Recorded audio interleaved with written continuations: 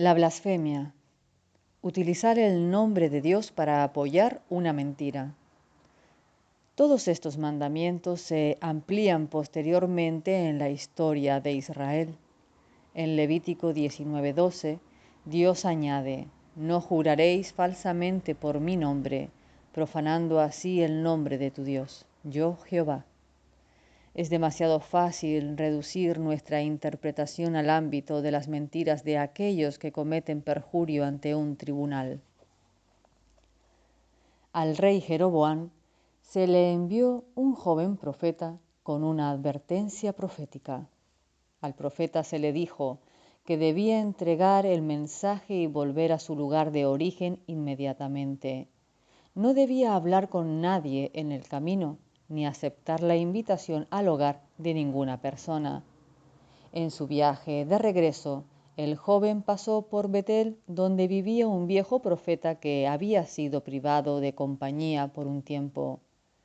El anciano le ofreció hospitalidad al mensajero del Señor, pero recibió la respuesta adecuada: lo siento, pero no puedo. Tengo órdenes estrictas de volver directamente a casa. Entonces el anciano apoyó su invitación con las siguientes palabras: yo también soy profeta como tú, y un ángel me ha hablado por palabra de Jehová diciendo: tráele contigo a tu casa, para que coma pan y beba agua. Primera de Reyes 13:18. Era una flagrante mentira, como demuestra el resto de la historia. Una mentira o traición envuelta con lenguaje espiritual no deja de ser una mentira. De manera similar, Jacob quebrantó el tercer mandamiento al asegurar a su padre Isaac que la presteza con la que había sido capaz de cazar y preparar una comida se debía a que Jehová tu Dios hizo que la encontrase delante de mí. Génesis 27:20. Cuando de hecho su madre había preparado un cordero tomado de entre el rebaño. Ananías y Zafira pecaron contra el tercer mandamiento al envolver una mentira con lenguaje espiritual. Todo esto nos queda inquietantemente cercano. Pocos de los que lean esto tienen un problema importante con las palabrotas y por eso creemos que nos estamos manteniendo en los límites del tercer mandamiento. Pero las fronteras son mucho más amplias que esas.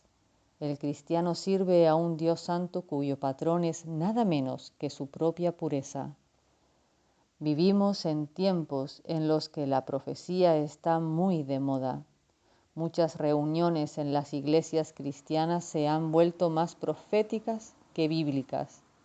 Se anima a los dirigentes, a los miembros y aún a los niños para que esperen una palabra de sabiduría o de profecía de Dios.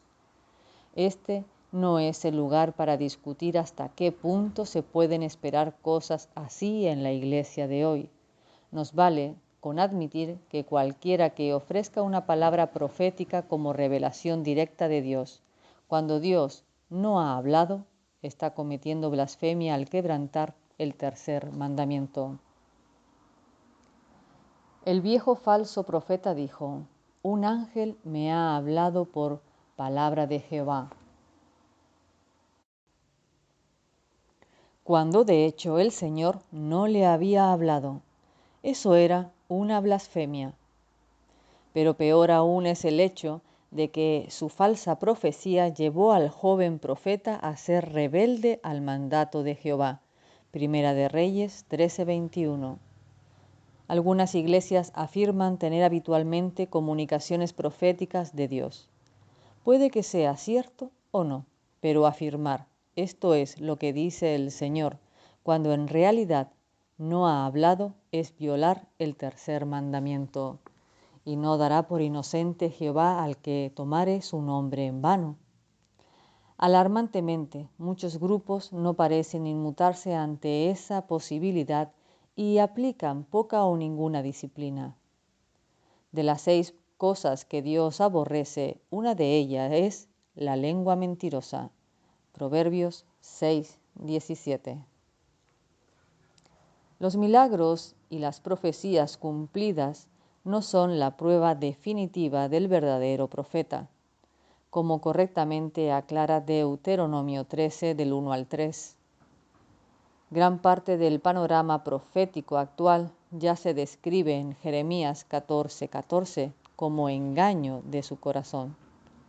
De hecho, el profeta más adelante trata este asunto en términos más enérgicos, en el capítulo 23, cuando concluye: Mas si dijereis, profecía de Jehová, habiendo yo enviado a deciros, no digáis profecía de Jehová, versículo 38.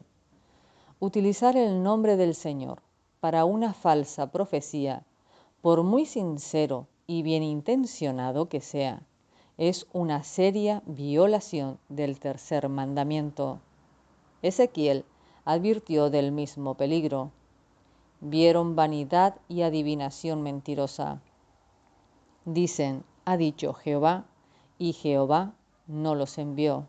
Con todo, esperan que Él confirme la palabra de ellos. Ezequiel 13:6. No está diciendo que no fueran sinceros. De hecho, esperaban que sus palabras fueran confirmadas, pero en realidad estaban profetizando mentiras.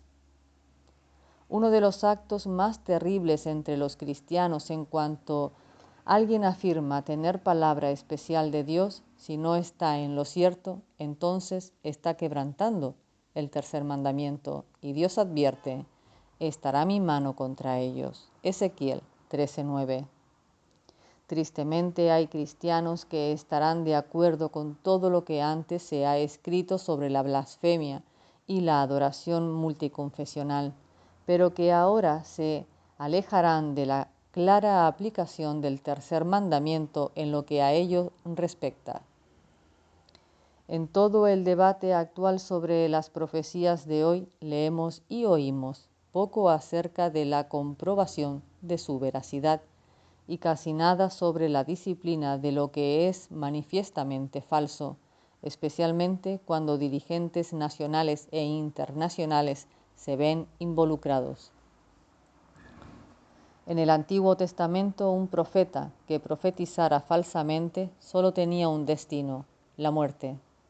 Su ministerio había acabado. Jeremías advirtió: falsamente profetizan los profetas en mi nombre. No los envié, ni les mandé, ni les hablé. Visión mentirosa, adivinación, vanidad y engaño de su corazón os profetizan. Por lo tanto, sobre ellos derramaré su maldad. Jeremías 14, del 14 al 16. El estimular a los niños a hacer esto nos somete al terrible juicio de Mateo 18:6. Cualquiera que haga tropezar a alguno de estos pequeños que creen en mí, mejor le fuera que se le colgase al cuello una piedra de molino de asno y que se le hundiese en lo profundo del mar. La blasfemia, burlarse de Dios. Cuando el director de mi colegio nos advertía a todos los alumnos sobre nuestra conducta en el viaje de ida y vuelta a la escuela, siempre terminaba su charla recordándonos que el buen nombre de nuestra escuela dependía de nosotros. Lo que esto nos preocupara ya es otra cuestión, pero para los judíos era muy diferente. El término para blasfemia en el hebreo del Antiguo Testamento era la palabra naat, que significa insultar o despreciar. El humor de mal gusto que bromea sobre Dios y Cristo se encuentra en los programas de mayor audiencia de hoy en día, solo superada por el sexo, la religión, casi únicamente la religión cristiana. Es el coto de caza del humor más patético y depravado. Ninguna persona sensata cree por un instante que la reciente fiebre de libros y películas banales sobre la vida de Cristo tenga algo que ver con el arte, la literatura o los intereses de la investigación histórica. Hace casi 3000 años, Dios mostró su descontento al profeta Isaías. Es blasfemado mi nombre todo el día. Isaías 52:5. Podría haber sido escrito hoy. El periódico citado anteriormente lleva razón al sugerir que el concepto de una ofensa a Dios está más allá del concepto filosófico de la mayoría de los ciudadanos. El hombre moderno se ha alejado tanto de la verdad que ni siquiera se da cuenta de que está blasfemando contra Dios cuando le da la espalda y rechaza las leyes de su Creador como improcedentes. De cualquier forma, gran parte de la culpa por la blasfemia de un mundo que se burla se encuentra en el seno de la Iglesia cristiana. Muchas veces sucede que los que profesan ser cristianos dan buenas razones para insultar a Dios. Cuando vivimos y nos comportamos en la oficina, la fábrica, en clase, en el taller o en casa de forma que el mundo inconverso tenga motivos de burla o sarcasmo contra Dios, estamos tomando el nombre de Dios en vano. También eso, sin duda, debe ser blasfemia. El rey David fue el hombre que escribió muchos de los más bellos salmos de la Biblia. Al componer estos salmos mostró parte de su profundo amor por Dios, pero David también pecó gravemente. En 2 de Samuel 11 se relata la trágica historia de su doble pecado de adulterio y asesinato. En el siguiente capítulo, el profeta Natán viene a David para mostrar al rey su pecado. Natán le recordó a David un pecado con el que no contaba. Con este asunto hiciste blasfemar a los enemigos de Jehová. 2 de Samuel 12:14. Aquí se emplea la palabra para blasfemia nat. Por su pecado, David había llevado a sus enemigos blasfemar. Pero ¿cómo lo había hecho? Las naciones que rodeaban el reino de David habían estado observando a este rey y habían llegado a la conclusión de que era un guerrero increíblemente fuerte y que debía tener a un Dios fuerte de su lado. El mensaje que estaba dando a las naciones era que David no era un rey con el que se pudiera jugar y que tenía una relación especial con su Dios. Una relación que les era desconocida en lo que atañía a la relación que mantenían con sus propios ídolos. Mantenían un temor reverencial ante él y concluían, si se nos permite tomar una frase de la historia previa de Israel: ciertamente, pueblo sabio y entendido, nación grande es esta, porque ¿qué nación grande hay que tenga dioses tan cercanos a ellos como lo está Jehová su Dios en cuanto le piden? ¿Y qué nación grande hay que tenga estatutos y juicios justos como es toda esta ley? Deuteronomio 4, del 6 al 8. Pero un día empezaron a correr los rumores. ¿Habéis oído lo que ha hecho el rey de Israel? Resulta que, después de todo, su Dios no es tan distinto como parecía. Y blasfemaron contra el nombre del Dios de David. Cuando Moisés bajó de la montaña con la ley de Dios en la mano, primero oyó el ruido de la fiesta del pueblo en el valle y luego vio que el pueblo estaba desenfrenado, porque Aarón lo había permitido, para vergüenza entre sus enemigos. Éxodo 32:25. Quizá fuera esto lo que enfureció tanto a Moisés. Ya era suficientemente malo que hubieran quebrantado la fe del Dios que les había sacado de Egipto, pero sus actos habían provocado la burla entre las naciones que les rodeaban y, por tanto, la burla a su Dios. Difícilmente eran un ejemplo de santidad y diferenciación de un pueblo perfectamente perteneciente al Señor. Las naciones blasfemaron a causa de Israel. Pero ¿quién se llevó la mayor culpa? No cabe duda de que el comportamiento de muchos cristianos hoy en día, y en especial de dirigentes cristianos, está provocando que el mundo desprecie a Dios. Puede que el mundo blasfeme, pero el cristiano comparte esa culpa. ¿Se toma a Dios a la ligera a aquellos que dan pie a que su nombre y el de su Hijo sean pisoteados? Los dirigentes cristianos se ven obligados a dimitir por sus escandalosas aventuras o su ansia de dinero, y el mundo desprecia su hipocresía y a su Dios. Otros fomentan comportamientos extravagantes y antibíblicos que llevan a que el mundo que les observa se ría de semejante necedad, proporcionándole así una excusa para rechazar la fe cristiana.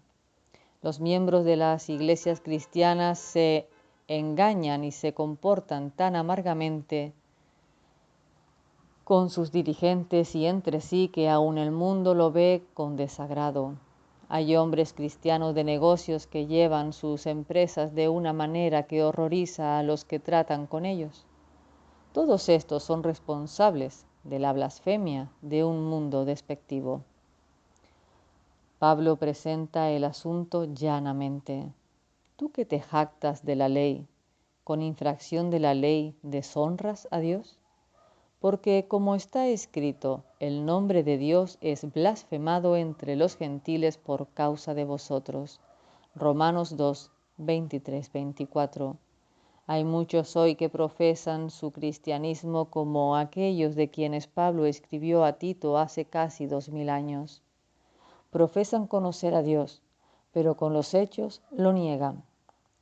Tito 1:16. Según Pablo, a esa gente se le debe tapar la boca, versículo 11, presumiblemente a través de la reprensión y la sana doctrina, versículo 13 y 2:1. No deben ser animados ni aplaudidos. Es precisamente por este motivo por el que Pablo apremió a Timoteo a asegurarse de que los dirigentes de las iglesias tuvieran buen testimonio de los de afuera. Primera a Timoteo 3:7.